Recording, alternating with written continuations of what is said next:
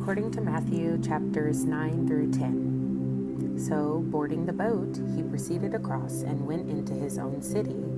And look, they were bringing him a paralyzed man lying on a bed. On seeing their faith, Jesus said to the paralytic, "Take courage, child, your sins are forgiven." And look, a certain of the scribes said to themselves, "This fellow is blaspheming." And Jesus, knowing their thoughts, said, "Why are you thinking wicked things in your hearts? For instance, which is easier to say, 'Your sins are forgiven,' or to say, 'Get up and walk'? However, in order for you to know that the Son of Man has authority on earth to forgive sins," then he said to the paralytic, "Get up, pick up your bed, and go to your home." And he got up and went off to his home. At the sight of this, the crowds were struck with fear, and they glorified God, who gave such authority to men. Next, while passing along from there, Jesus caught sight of a man named Matthew seated at the tax office, and he said to him, "Be my follower." Thereupon he did rise up and follow him. Later, while he was reclining at the table in the house, look, many tax collectors and sinners came and began reclining with Jesus and his disciples. But on seeing this, the Pharisees began to say to the disciples, "Why is it that your teacher eats with tax collectors and sinners?" Hearing them, he said, "Persons in health do not need a physician, but the ailing do. Go then and learn what this means. I want mercy and not sacrifice, for I came to call not righteous people, but sinners." Then John's disciples came to him and asked, "Why is it that we and the Pharisees practice fasting, but your disciples do not fast?" At this, Jesus said to them, "The friends of the bridegroom have no reason to mourn as long as the bridegroom is with them, do they? But days will come when the bridegroom will be taken away from them, and then they will fast.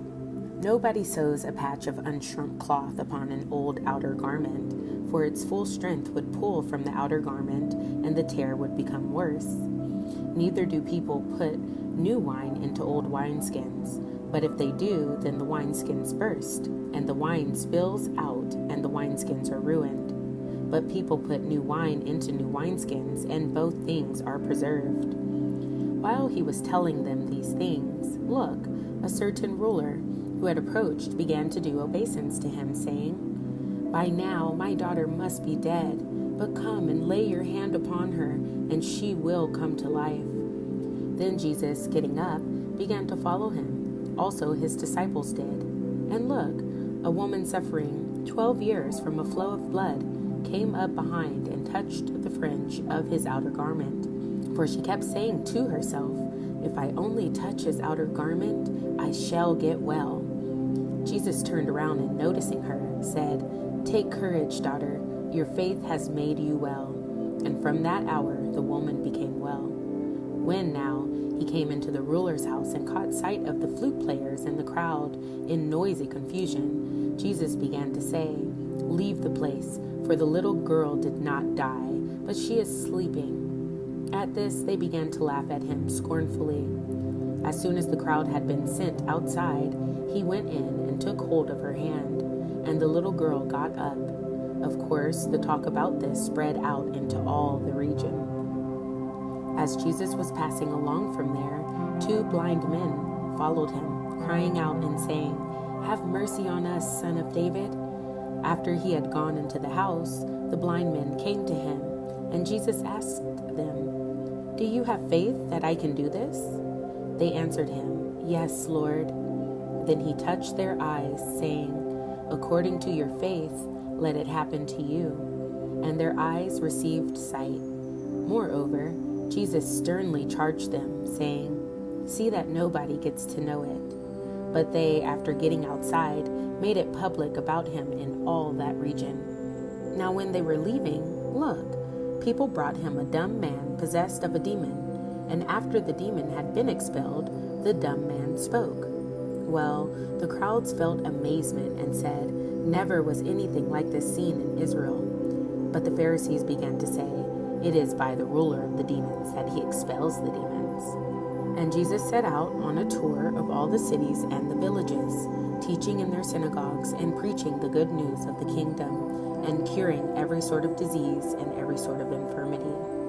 On seeing the crowds, he felt pity for them, because they were scanned and thrown about like sheep without a shepherd. Then he said to his disciples, "Yes, the harvest is great, but the workers are few. Therefore, beg the master of the harvest to send out workers into his harvest." So he summoned his 12 disciples and gave them authority over unclean spirits, in order to expel these and to cure every sort of disease and every sort of infirmity. The names of the 12 apostles are these: first, Simon, the one called Peter, and Andrew, his brother, and James, the son of Zebedee, and John, his brother, Philip and Bartholomew, Thomas and Matthew, the tax collector, James, the son of Alphaeus, and Thaddeus, Simon the Canaanian, and Judas Iscariot, who later betrayed him. These 12 Jesus sent forth, giving them these orders: "Do not go off into the road of the nations, and do not enter into a Samaritan city, but instead go continually to the lost sheep of the house of Israel. As you go, preach, saying, 'The kingdom of the heavens has drawn near.' Cure sick people, raise up dead persons, make lepers clean, expel demons.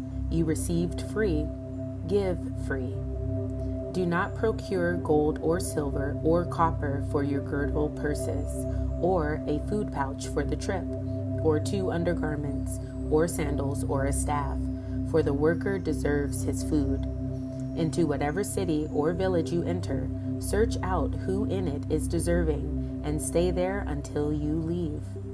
When you are entering into the house, greet the household, and if the house is deserving, let the peace you wish it come upon it. But if it is not deserving, let the peace from you return upon you.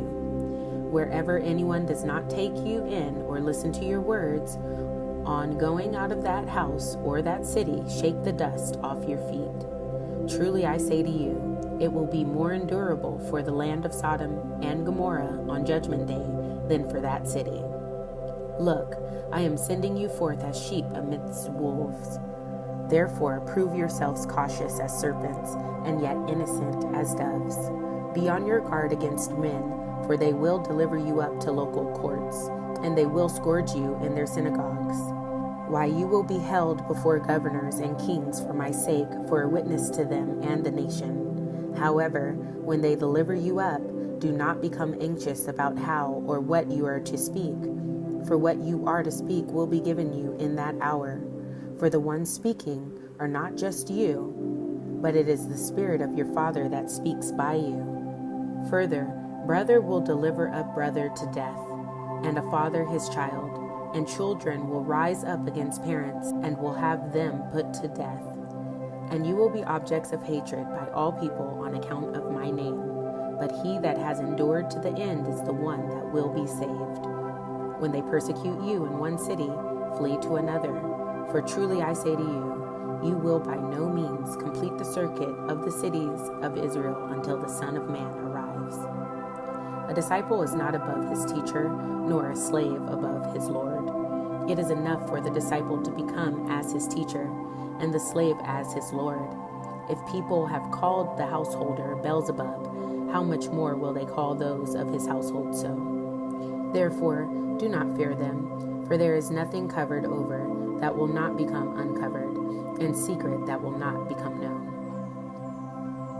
What I tell you in the darkness, say in the light, and what you hear whispered, preach from the housetops. And do not become fearful of those who kill the body but cannot kill the soul, but rather be in fear of him that can destroy both soul and body in Gehenna. Do not 2 sparrows sell for a coin of small value? Yet not one of them will fall to the ground without your Father's knowledge. But the very hairs of your head are all numbered. Therefore, have no fear, you are worth more than many sparrows. Everyone then that confesses union with me before men, I will also confess union with him before my Father who is in the heavens. But whoever disowns me before men, I will also disown him before my Father who is in the heavens. Do not think I came to put peace upon the earth. I came to put not peace, but a sword. For I came to cause division, with a man against his father, and a daughter against her mother, and a young wife against her mother-in-law. Indeed, a man's enemies will be persons of his own household. He that has greater affection for father or mother than for me is not worthy of me, and he that has greater affection for son or daughter than for me is not worthy of me. And whoever does not accept his torture stake and follow after me is not worthy of me.